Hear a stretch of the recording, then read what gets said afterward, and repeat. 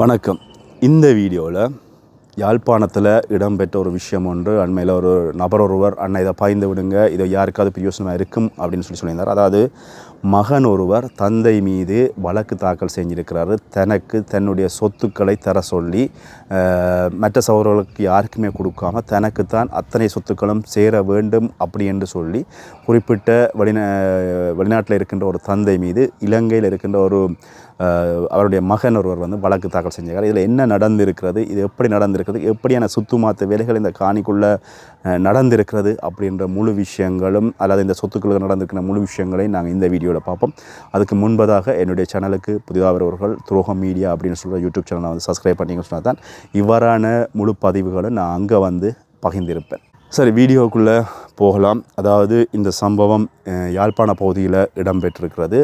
ஒரு குறிப்பிட்ட தந்தை, அவருக்கு 3 மகன்களும் ஒரு மகளும். அவர் பார்த்திங்கன்னா கனடாவில் வாழ்ந்து கொண்டிருக்கிறாரு.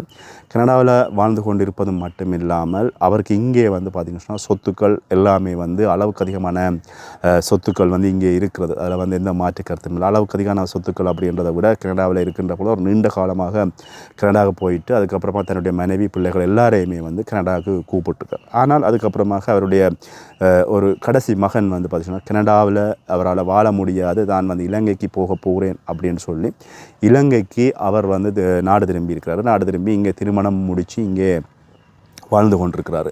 இந்த நேரத்தில் மற்ற பிள்ளைகள் எல்லாருமே கனடாவில் ஒரு நல்ல ஒரு வாழ்க்கையை வாழ்ந்து கொண்டு இருக்கிறார்கள் அப்படின்னு சொல்லியும் சொல்லப்படுறது. குறிப்பிட்ட இந்த நபர் எல்லா சொத்துக்களையுமே அத்தனை பிள்ளைகளுக்காகவும் பிரித்து கொடுத்தார்கள் அப்படின்னு சொல்லியும் சொல்லப்பட்டுள்ளது. ஆனால் அதுக்கப்புறமாக ஒவ்வொருவரும் இவர் படுகின்ற கஷ்டத்தை பார்த்து வெளிநாட்டில் இருந்து வாழ வேண்டிய ஒருவர் இங்கே கஷ்டப்படுறாருன்னு சொல்லி தங்களுடைய சகோதரர் தானே நல்லா இருக்கட்டும் அப்படின்னு சொல்லி தங்களுடைய சொத்துக்கள் எல்லாவற்றையும் அந்த குறிப்பிட்ட சகோதரருக்கு மாற்றி கொடுத்து விட்டு ஒவ்வொரு சகோதரர்களும் சென்றிருக்கிறாங்க. இந்த விஷயமும் இங்கே அந்த நபரால் கூறப்பட்ட விஷயங்கள். அதனை தொடர்ந்து பார்த்திங்கன்னா தந்தை தனக்கென ஒரு வீட்டை ஒரு காணியை வாங்கி வீட்டை கட்டி இருக்கிறாரு. கட்டி அந்த வீட்டையும் தண்டை பேரில் வச்சுருக்காரு, யாருடைய பேர்லையும் எழுதலை. இப்போ அவருக்கு வயோதிப வயது, அதாவது அவருடைய இறுதி காலகட்டத்தில் வாழ்ந்து கொண்டு வயசான நேரத்தில் வாழ்ந்து கொண்டிருக்கார். தனக்கு அப்பப்போ அங்கே குளிர்காலங்களுக்கான நேரங்களில் இங்கே இலங்கைக்கு இந்த வீட்டில் தங்கி வாழ்கிறது அல்லது இந்த வீட்டில் இருக்கிறது தன்னுடைய உடல் ஆரோக்கியத்துக்காக போகிற நிலைமை காணப்படுறது. இப்படியே இருக்கின்ற பொழுது ஒரு சில வருடங்களாக அவர் இலங்கைக்கு வரவில்லை. அவர் கனடாவிலேயே அங்கேயே இருந்திருக்கிறாரு. இந்த நேரத்தில் இங்கே இருந்த யாழ்ப்பாணத்தில் இருந்த இந்த கடைசி மகன் என்ன செஞ்சுக்கான்னு சொன்னால் இந்த வீட்டுக்குள்ளே போய் அடாவடித்தனமாக இருந்திருக்கிறாரு. தந்தையை கேட்கல ஒன்றுமில்லை, உள்ளுக்குள்ளே போய் இருந்திருக்கிறாரு. உள்ளுக்க போய் இருந்ததுக்கு அப்புறமாக தந்தை விடுமுறைக்காக இங்கே வீட்டுக்கு வந்த பொழுது இங்கே மகன் வீட்டில் இருக்கின்ற விஷயம் காணப்படுறது. அப்போ மகன் இவர் தந்தையை கேட்டுருக்காரு, உன்னுடைய கேள்வி தந்த வீடுகள் எல்லாம் அங்கே, சகோதரங்கள் உங்களுக்கு தந்த காணிகள் எல்லாம் அங்கே அப்படின்ற பொழுது இவர் மதுவுக்கு அடிமை ஆனவர் அப்படின்னு சொல்லி மது குடிப்பதற்காக ஒவ்வொரு காணிகளாக விற்று அவர் அந்த சொத்தை அநியாயமாக்கிறார். இதில் அவ்வளவும் மது குடிக்கப்பட்டதா அப்படின்னு சொல்லி பார்த்தீங்கன்னா அது இல்லை. அதில் இன்னொரு விஷயம் சொல்லப்பட்டதுன்னு சொன்னால் அவருடைய மனைவி இந்த காணிகள் விற்கின்ற காசுகளில் தன்னுடைய குடும்பங்கள் தன்னுடைய உறவுகளை வளர்ப்பதற்காக அந்த காணிலேருந்து விற்ற காசை ஒரு சில ஒரு கொஞ்சம் காசை இவருக்கு குடிப்பதற்கு கொடுத்து விட்டு மிகுதி காசை அவர் அந்த குறிப்பிட்ட மனைவி சூறையாடினார் அப்படின்னு சொல்லி ஒரு விஷயமும் இங்கே சொல்லப்படுகிறது. மனைவி சூறையாடி இருந்தாலும் இவர் அவ்வளவு காணிகளையும் மிச்ச 3 சகோதரர்களும் கொடுத்த காணிகள் எல்லாவற்றையும் விற்றுவிட்டு இவர் அதை குடிக்கிறார் அப்படின்ற பொழுது அவருடைய உடல் பார்த்திங்கன்னா மது கடுமையாகிவிட்டது அப்படின்றதில் மாற்றிக்கிறது இல்லை. அது ஒரு புறம் இருக்குது. இங்கே வடபகுதியில் ஏற்கனவே பார்த்திங்கன்னா எல்லாருக்குமே தெரிஞ்ச விஷயந்தான். நிறைய பேர் கஷ்டப்பட்டு உழைச்சி வேலைக்கு போக கஷ்டமாக இருக்குது. எல்லாருமே இலகுவாக வருகின்ற வருமானத்தில் எப்படி நாங்கள் வாழலாம் அப்படின்றதான் அவர்களுடைய நோக்கமாக இருக்குது. நீங்கள் நிறைய இடங்களில் பார்த்திங்கன்னா வேலைக்கு இங்கே வேலைக்கு அமர்த்தப்பட்டிருக்கின்ற நபர்கள் எல்லாமே மத்திய அல்லது மலையக பிரதேசங்கள் அல்லது வவுனியாவுக்கு அங்கே இருக்கிற பொடியங்கள் தான் இங்கே வேலை செய்கிறார்கள். இங்கே கட்டட வேலையாக இருந்தாலும் சரி அல்லது ஒரு நிறுவனங்களாக இருந்தாலும் சரி ஒரு சேல்ஸ் ரெப்பாக இருந்தாலும் சரி எல்லாமே வேறு இடத்து பொடியங்கள்லாம் வேலை செய்கிறாங்க. கடைகளில் நிற்கிறாக்களே பார்த்திங்கன்னா தமிழ் சரியாக பேச மாட்டாங்க. என்னென்னு சொன்னால் இங்கே இருப்பவர்கள் வேலைக்கு வருகிறார்கள், எல்லாம் வெளிநாட்டு முகம் வெளிநாட்டு வருமானம் மோட்டார் பைக் அப்படி அவங்க ஆடம்பர வாழ்க்கை விரும்புகிறாங்களே ஒழிய கஷ்டப்பட்டு வேலைக்கு யாருமே வர்றாங்க இல்லை அப்படின்றது இங்கே இருக்கிற முதலாளிகளினுடைய மிகப்பெரிய ஒரு குற்றச்சாட்டாக சொல்கிறாங்க. இந்த விஷயம் இப்படியே இருக்கின்ற பொழுது இந்த நபரும் வந்து வேலைக்கு போவதில்லை, காணிகளை விற்று அந்த காசில் வந்து குடிப்பது, தன்னுடைய ஆடம்பர வாழ்க்கைகளை வாழ்வது, இவ்வாறான விஷயங்கள் இடம்பெற்று கொண்டிருக்கின்ற இதே நேரத்தில் வந்து தந்தையார் இங்கே வந்த பொழுது தந்தையார்ட்ட வீட்டுக்குள்ளே வந்து இவர் அதுக்குள்ளே போய் அடாவடித்தனமாக உள்ளே இருந்து கொண்டு வெளியில் போக மாட்டேன் அப்படின்னு சொல்கின்ற பொழுது தந்தை வந்து சொல்கிறாரு, இல்லை இங்கே வா, இது நான் எனக்காக என்னுடைய இறுதி காலத்துக்காக நான் வச்சிருக்கிற வீடு, இதுக்குள்ளே வந்து உன்னை விட மாட்டேன், உனக்கு எல்லாமே நான் செய்ய வேண்டிய கடமைகள் எல்லாமே செய்து விட்டேன், கனடாவை கூப்பிட்டு விட்டேன், நீ அங்கே விட்டுட்டு இங்கே வந்து எல்லாவற்றையும் அழித்து கொண்டிருக்கிற, இதனால் நாம் வந்து நிச்சயமாக இதுக்குள்ளே உன்னை விட மாட்டேன், தயவு செஞ்சு இது என்னுடைய காணி என்று சொல்லி. இதற்கு அப்புறமாக இந்த மகன் யாரோ ஒரு சட்டத்திறனியை நாடி சட்டத்திறனியின் ஊடாக நீதிமன்றத்தின் ஊடாக பொலிஸில் போய் முறைப்பாடு செஞ்சு அதுக்கப்புறமாக வழக்கு தாக்கல் செய்யப்பட்டிருப்பதாக சொல்லப்பட்டிருக்கிறது. என்னென்னு சொன்னால், இந்த சொத்து மகனாக இருக்கின்ற எனக்கு தான் வர வேணும், அது மட்டும் இல்லாமல் எல்லாருமே வெளிநாட்டில் இருக்கிறார்கள், நான் இங்கே இருக்கின்ற பொழுது இந்த சொத்து எனக்குத்தான் வர வேண்டும் அப்படின்னு சொல்லியிருக்கார்.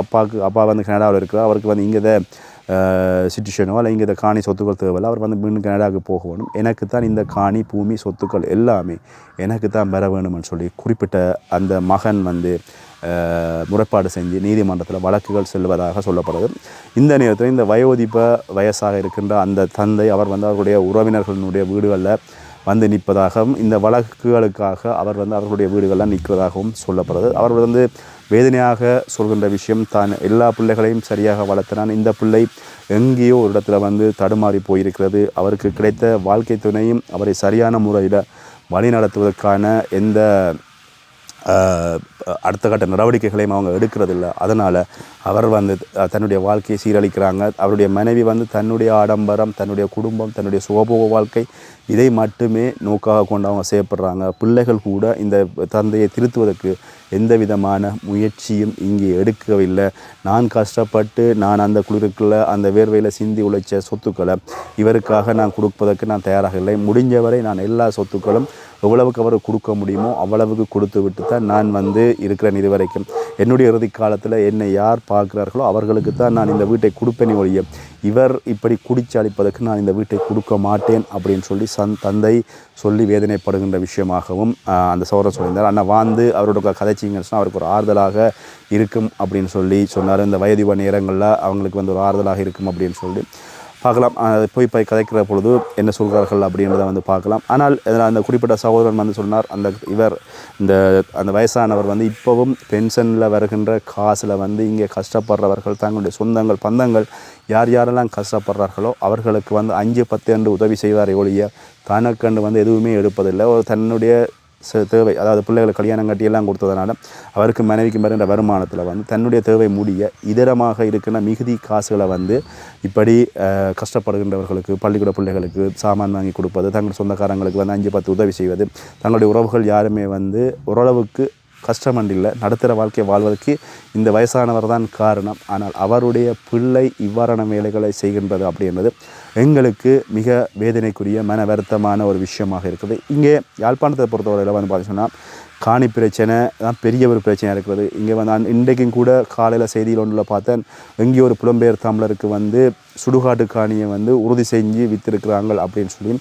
மிக அவதானமாக இருங்க அப்படின்னு சொல்லி கூட காலையில் ஒரு செய்தி படிக்க நேர்ந்தது. அந்தளவுக்கு வந்து பார்த்தீங்கன்னா இங்கே காணியை விற்பது அப்படின்றது பெரிய ஒரு சுத்துமாத்து வேலைகள் செய்து இந்த காணிகளை விற்கிறார்கள். அதனால் நிறைய பேர் வந்து எங்களுடைய புலம்பெயர் தமிழர்கள் அல்ல புலம்பெயர் தேசத்தில் வாழ்பவர்களை ஏமாற்றி இலகுவாக காணி விற்கலாம் அப்படின்ற ஒரு சம்பவமும் இங்கே இப்போ யாழ்ப்பாணத்தை பொறுத்தவரையில் பதிவாகிறது. என்ன சொன்னால், புலம்பெயர் ஆக்கள் தான் ஒரு காலத்தில் நாங்கள் புலம்பெயர் தேசங்களை வாழ முடியாட்டிக்கும் இங்கே வந்து வாழ்வதற்கு எங்களுக்கு காணி தேவை, பூமி தேவை, சொத்து பத்து தேவை, அதனால் எங்கேயாவது ஒரு வீட்டை கட்டி நாங்கள் ஒரு நிம்மதியான வாழ்க்கையை வாழணும் அப்படின்னு சொல்லி அவர்கள் காணிகளை எடுக்கின்ற பொழுது, காணிகளை வாங்குகின்ற பொழுது இவ்வாறான சுடுகாட்டு காணிகளையும் பல கோடி ரூபாவுக்கு வந்து உறுதி செய்து அதை வந்து போலியான காணிகளை கூட விற்று புலம்பெயர் தமிழர்களை ஏமாற்றுகின்ற சம்பவங்கள் கூட இடம்பெற்றிருப்பதாக இங்கே ஒரு விஷயம் வந்து சொல்லப்படுது. அதனால் புலம்பெயர் தேசத்தில் இருக்கிறார்கள், இந்த வீடியோ பார்க்குறார்கள், அப்படி யாராவது உங்களை சுற்று ஏமாற்றி காணி வேண்டதாக இருந்தாலும் அதே அவதானமாக இருங்க.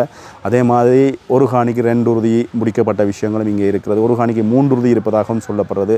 இந்த காணிகள் யாருடைய காணிகள் அப்படி என்ற கேள்விக்குறியும் இங்கே மிக மிக வேதனையாக சொல்லப்படுகின்ற ஒரு விஷயம். காணிக்கு உரிமையாளர்கள் இங்கே இருக்கிறார்களா இல்லையா என்பதை தாண்டி ஒரு காணிக்கு 3 பேர் உரிமை கொண்டாடுகின்ற சம்பவங்களும் யாழ்ப்பாணத்தை பொறுத்துள்ள அண்மை காலங்களாக அளவுக்கு அதிகமாக இருப்பதாக ஒரு விஷயமும் வந்து இங்கே சொல்லப்படுறது. இந்த விஷயத்தை இந்த இடத்துல ஞாபகப்படுத்தியுடன் இது பற்றிய கருத்துக்களை என்னோட நீங்கள் பகிர்ந்து கொள்ளுங்கள். நன்றி.